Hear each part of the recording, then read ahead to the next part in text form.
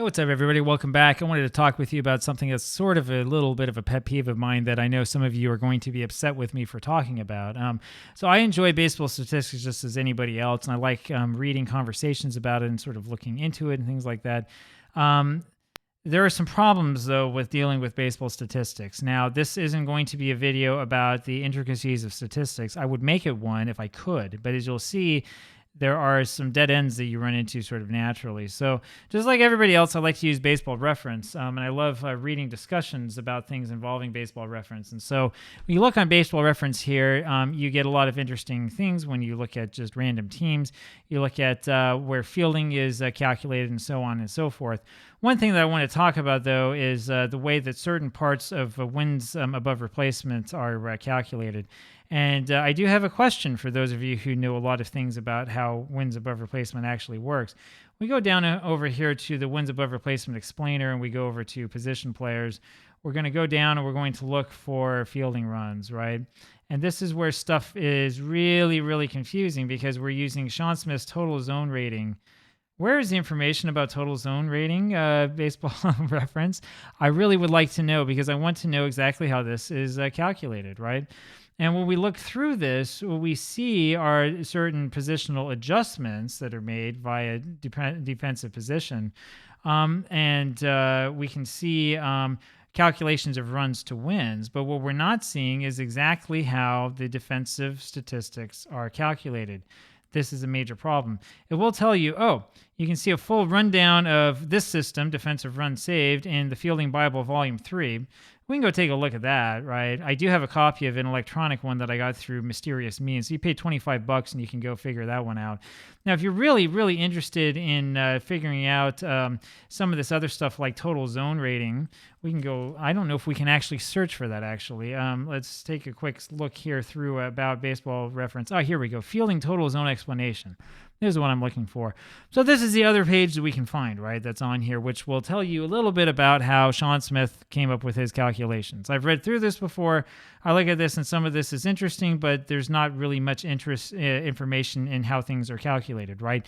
This is, again, I looked at this and this and this and came up with this number, trust me, right? This is the problem that I have with it, right? Nowhere in any of this, nowhere on here, nowhere in the page we were just looking at, do we have an actual explanation of what is happening, right? We have an estimate on which fielder makes each out.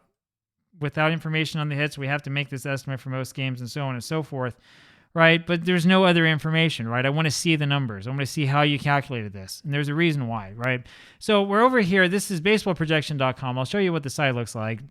This is Sean Smith's site. I'm pretty sure he may have been an old baseball primer or baseball Think Factory poster in the old days. It's hard to remember. There's some problems I have with his blog, right? He has a projection blog and website. His blog hasn't been updated for 12 years, right? He's got a basketball blog that was last updated in 2017, early 2017, right? So that was 6 years ago. That's part of the problem that I have. Now, there's not a whole lot of information that you have here, right? You can look over at his wins above replacement. You can go look at like random players and see stuff. And this is what you're going to get, right? Like there's not, again, much information here. You can look up stat glossaries and stuff, but it won't tell you how this is adjusted, right? Just another adjusted range factor, which is what? I don't know, right? You see what I'm talking about? You see where the problem is here, right? And then you can go over here to miscellaneous studies, which I've been looking at slowly, which doesn't tell you much that you would actually like to see. This is interesting, game day hit location and stuff like that. I think this is actually very interesting. We can dig through this since there's new information from Major League Baseball. But what I want to see is how things are calculated for the history of the sport, right? And so to explain to you why we want to see how it's calculated for the history of the sport, there are those of us, believe it or not, who are not that interested in baseball after 1994. There are some of us who want to look at the older type of baseball and want to look and see what it is that happened back in those days and how we can come up with these ideas and come up with these adjustments and other things. I would love to know what it is that this random person online who I've never really heard of before has done to make this calculation and why Baseball Reference is using his data as opposed to some other random person's data or a calculation, right? I'm not so interested here in saying you should be doing this, you should be doing that. I want to know what the calculation is so I know how to talk about and understand it. So I don't know when this was originally posted. This talks about Dave Parker in 1986, who played for the Reds. drove in 116 runs for the Reds. He finished 5th in the MVP voting in the league. Whoever wrote this said, I credited him with 20 win shares, which gives him 21st in the league, but WAR gives him 0.2 WAR. And so, we need to have a better scale than this. We need to figure this one out, right? And then he tells you here why he doesn't respond over there on Hey Bill. He probably could have taken this and put it over there, honestly, because there's not too much information here that's odd. You can read through this yourself if you like. His explanation is kind of polite. There are differences between win shares and between WAR. One of them is that Baseball Reference, as it uses fielding, to my understanding, as I've looked through it, does not have a cap on the impact that poor fielding can have on a player, right? For Parker, he shows at the time this was written as 17 runs below average. We'll go take a look at that in a second. And he says, well, that might not be obviously wrong because he was 35 years old, fat, slow, and became a full-time DH 2 years later. Right, but again, defensive win shares would not show such an extreme number and has him at maybe around -5 runs. And so as a result, part of the reason why Dave Parker in 1986 doesn't look like an MVP candidate through WAR is because of defensive win, or because of the way the WAR calculates defense, right? And then there's a little bit here about, it depends. Maybe some of these runs batted in were high leverage. Maybe they weren't. I'm going to give you a little spoiler alert before you jump into that. For the most part, it's not going to matter. He says, it would be nice to create a WAR interface that allows the user to decide whether they want context neutral, run expectancy, or win probability considered, and so on and so forth.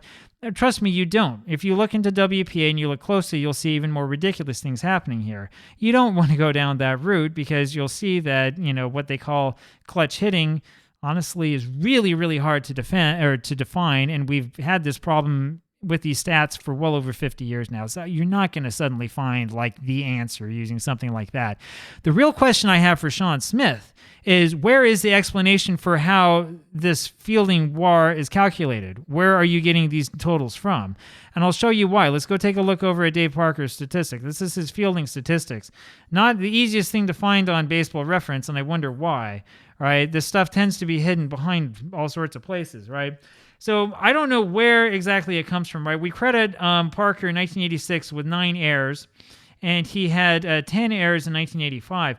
You do see he was able, in theory, to get to more balls in 85. I don't know when he wasn't playing right field and why we have him as outfield and then right field here. There's all sorts of weird stuff happening with Baseball Reference. 85, his... where are we here? His R total, which is what we care about. Total zone, total fielding runs above average. That's the thing that's going into WAR, right? He's given +5 runs, despite the fact that he had 10 errors. He had 12 assists and he had 351 chances overall and made 329 putouts. His putouts went down in 1986. It went down by about 50 or so. He had 9 assists and had 9 errors, so he had 1 fewer error.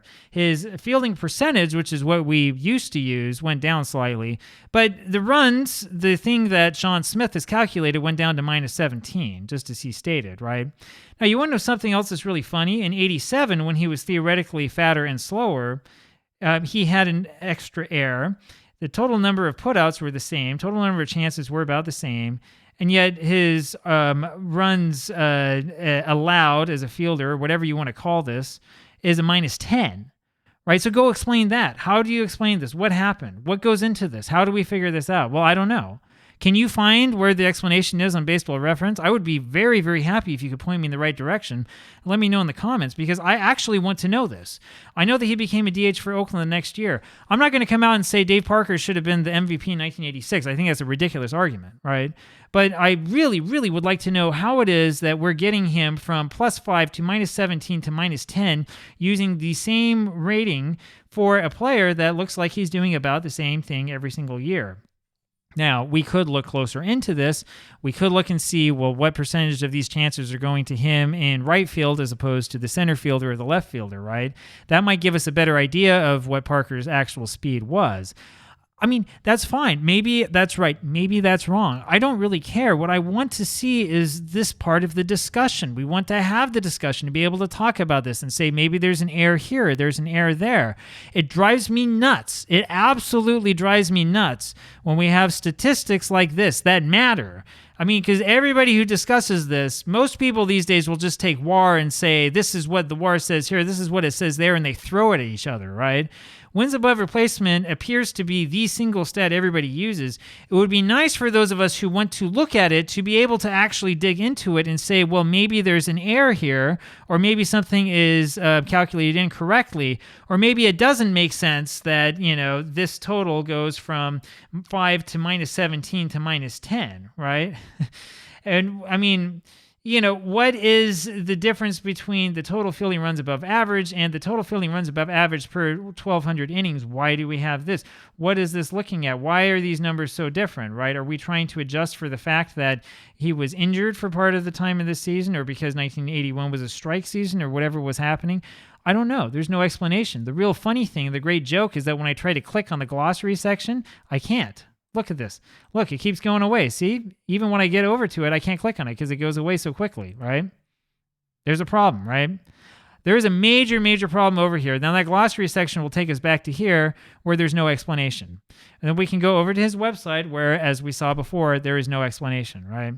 So, I mean, I hate to say this, Sean. I hope that you're watching this, right? You need to have explanations of things on your website. You have a great explanation on here, over here, about how to play your.